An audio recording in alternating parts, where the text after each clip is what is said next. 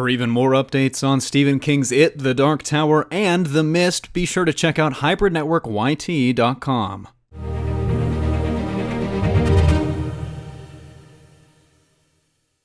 What is happening, everybody? Welcome back to the Hybrid Network and another look into Stephen King's classic horror story, The Mist. With a lot of stories, there tends to be numerous interpretations on the theme, or just the general central idea or point that a narrative tries to get across as a whole in the mind of a reader and audience. Usually, you take everything that encompasses a story, and there's some sort of thread line connecting an idea, from characters to imagery to settings. A story tends to resonate based on what it says, and The Mist is no exception to this rule. Now, I mean, obviously the fear of the unknown plays a big part in the book and even the film itself. The Mist itself hides creatures from sight for the most part, leaving vague descriptions to invoke as much terror as possible within the mind. Even when creatures are presented in a more descriptive nature, their foreign appearance and way of life provides a sickly clash against the reality we know, leaving questions to their place in the ecosystem out in the mist and their relation to us. So, take for instance the tentacle sequence with Norm the Bag Boy. It's one of the first visceral interactions with the world inside of the mist that David and the rest inside the Federal Foods comes into contact with. And yet it's terrifying, not because of what it does to Norm, but more so because we never find out just what those tentacles belong to. As they inch forward from the mist and wrap around Norm, the images in the audience's mind races to all sorts of different embodiments of horror for just what is pulling that poor kid outside the safety of the grocery store. And each one is more terrible than the last. We don't know what's out there, and it's terrifying to not even know what hungers for you. More than that, though, one of the biggest things about The Mist is actually just how little of a role the monsters play. I mean, obviously they keep the cats from leaving the store, but it's much more apparent that the greatest threat is from within. When under pressure and facing things outside of our comprehension, we can get a glimpse of just who we really are. When push comes to shove, fear reveals our true nature. Some people move closer together out of some need for human closeness, David with Amanda and Ollie, while others find solace in trusting a power outside of themselves, coming together out of mutual devotion for divine intervention. Mrs. Carmody unites several people within the store under a direct fear of the wrath of God, attributing the mist's creatures as hellspawn, shifting the blame onto those that sin and mock his word, and claiming it to be the end of days. Some stay put and try to believe in each other, while others move inward and away, seeing anything outside of their group of worship as foreign as the creatures that burst forth from the mist, all of it culminating in a proposed sacrifice. Blood for expiation as Mrs. Carmody and her congregation try to appease some higher power to dispel the mist, letting fear ravage their humanity. The story takes on an us versus them scenario once Mrs. Carmody has amassed her power. The sinners that refuse to bend to the will of God, when in reality it's Mrs. Carmody's will, and the ones that try to maintain any shred of human decency that they have left. The strong and vengeful congregation preys on the weak before their leader is struck down. Mrs. Carmody acted as a stand-in for her interpretation of God, claiming to be his word, but when she struck down, people lose themselves and bow to David and his group, who are stronger in soul. The congregation loses their God, essentially, so they end up just receding back into themselves and they're left with nothing, while David and his group can continue on because they've put their faith in each other and the hope for survival. So I think it all just kind of comes down to the idea that our strength comes from our connection as humans and our empathy with each other, as opposed to the sort of installation of fear and faith in something that's outside of humanity.